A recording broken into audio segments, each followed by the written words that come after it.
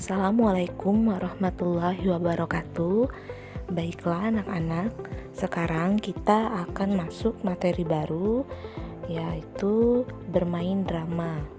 Drama adalah sebuah cerita atau kisah yang menggambarkan kehidupan dan watak melalui tingkah laku, akting, atau dialog yang dipentaskan.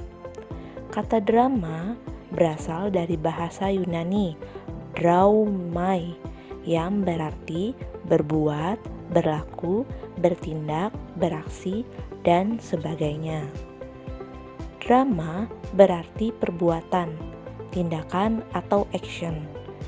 Drama dapat pula diartikan sebagai sebuah lakon atau cerita berupa kisah kehidupan dalam dialog dan lakuan tokoh yang berisi konflik. Dalam Kamus Besar Bahasa Indonesia, drama memiliki beberapa pengertian. Pertama, drama diartikan sebagai syair atau prosa yang menggambarkan kehidupan dan watak melalui tingkah laku atau dialog yang dipentaskan. Kedua, cerita atau kisah yang melibatkan konflik atau emosi yang khusus disusun untuk pertunjukan teater. Ketiga, pengertian lain dari drama adalah kisah kehidupan manusia yang dikemukakan dipentas berdasarkan naskah menggunakan percakapan, gerak laku, unsur-unsur pembantu. Drama terdiri atas bagian-bagian yang tersusun secara sistematis. Susunan bagian-bagian drama tersebut sebenarnya merupakan salah satu unsur drama pula, yakni yang biasa disebut dengan alur. Struktur drama. Pertama, prolog. Prolog adalah kata-kata pembuka, pengantar ataupun latar belakang cerita yang biasanya disampaikan oleh dalang atau tokoh tertentu. Kedua, epilog adalah kata-kata penutup yang berisi simpulan ataupun amanat tentang isi keseluruhan dialog. Bagian ini pun biasanya disampaikan oleh dalang atau tokoh tertentu.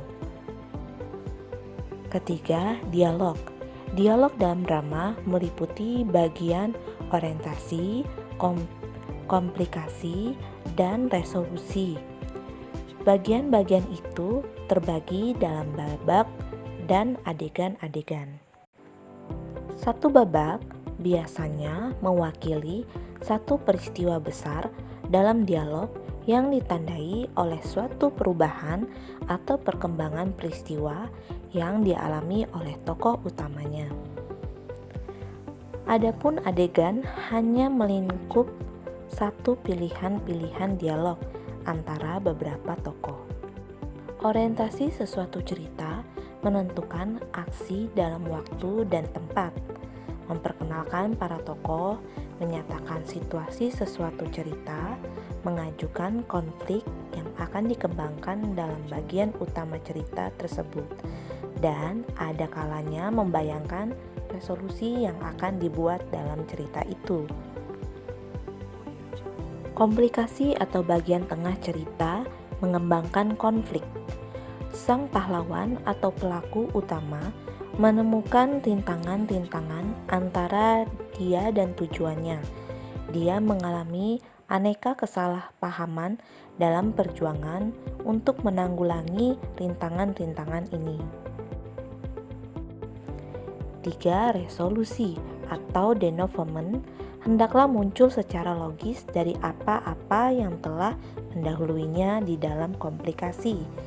Titik batas yang memisahkan komplikasi dan resolusi biasanya disebut klimaks. Pada klimaks itulah terjadi perubahan penting mengenai nasib sang tokoh. Kepuasan para penonton terhadap suatu cerita tergantung pada sesuai tidaknya perubahan itu dengan yang mereka harapkan. Terdapat beberapa bentuk drama, di antaranya adalah sebagai berikut. Pertama, berdasarkan bentuk sastra cakapnya. Drama puisi, yaitu drama yang sebagian besar cakapnya disusun dalam bentuk puisi atau menggunakan unsur-unsur puisi. B. Drama prosa, yaitu drama yang cakapannya disusun dalam bentuk prosa. Kedua, berdasarkan sajian isinya.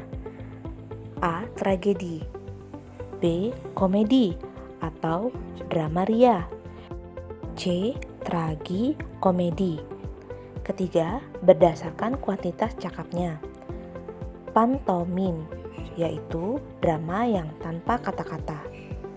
Mini kata, yaitu drama yang menggunakan sedikit sekali kata-kata.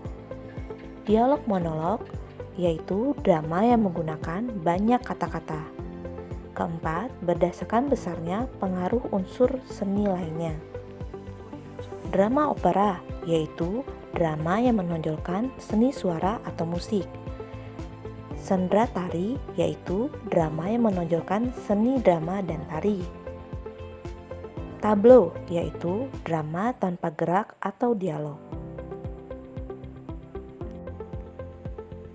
Bentuk-bentuk lain: drama absurd, drama baca, drama bourgeois, drama domestik, drama duka, drama liturgis, drama satu babak, drama rakyat. Unsur-unsur drama. 1. Latar. Latar adalah keterangan mengenai tempat, waktu, dan suasana di dalam naskah drama. Latar tempat yaitu penggambaran tempat kejadian di dalam naskah drama seperti di rumah, medan perang, di meja makan. Latar waktu yaitu penggambaran waktu kejadian di dalam naskah drama seperti pagi hari pada tanggal 17 Agustus 1945.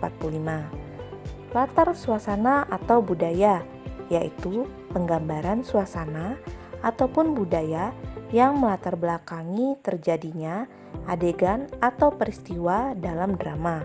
Misalnya, dalam budaya Jawa, dalam kehidupan masyarakat Betawi, Melayu, Sunda, atau Papua. Kedua, penokohan. Tokoh-tokoh dalam drama diklasifikasikan sebagai berikut. A. Tokoh gagal atau tokoh badut. B. Tokoh idaman. C. Tokoh statis. D. Tokoh yang berkembang. Ketiga, dialog. Dalam drama, percakapan atau dialog haruslah memenuhi dua tuntutan. A. Dialog harus turut menunjang gerak laku tokohnya. Dialog haruslah dipergunakan untuk mencerminkan apa yang telah terjadi sebelum cerita itu, apa yang sedang terjadi di luar panggung selama cerita itu berlangsung.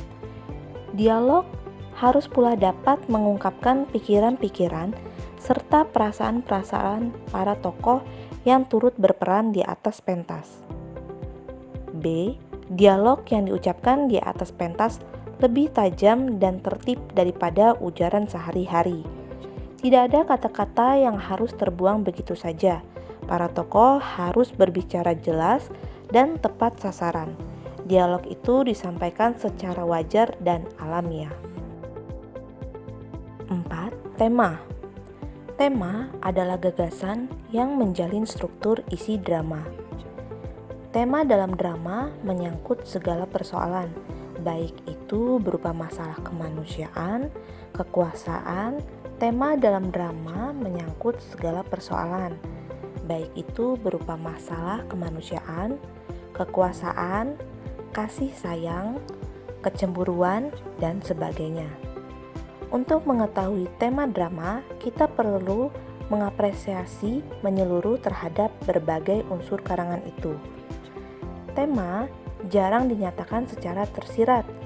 Untuk dapat merumuskan tema, kita harus memahami drama itu secara keseluruhan. Kelima, pesan atau amanat. Pesan atau amanat merupakan ajaran moral, didaktik dramatis yang disampaikan drama itu kepada pembaca atau penonton.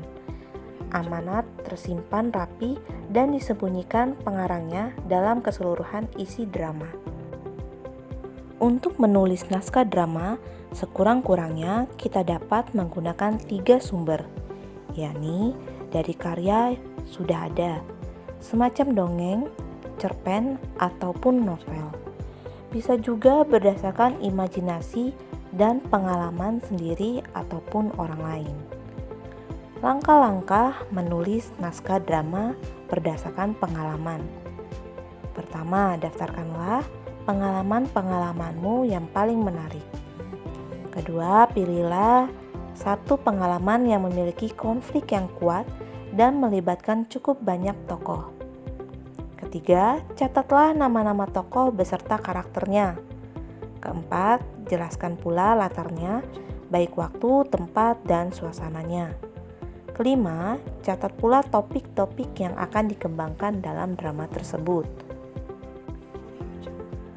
Kembangkanlah topik-topik itu ke dalam bentuk dialog.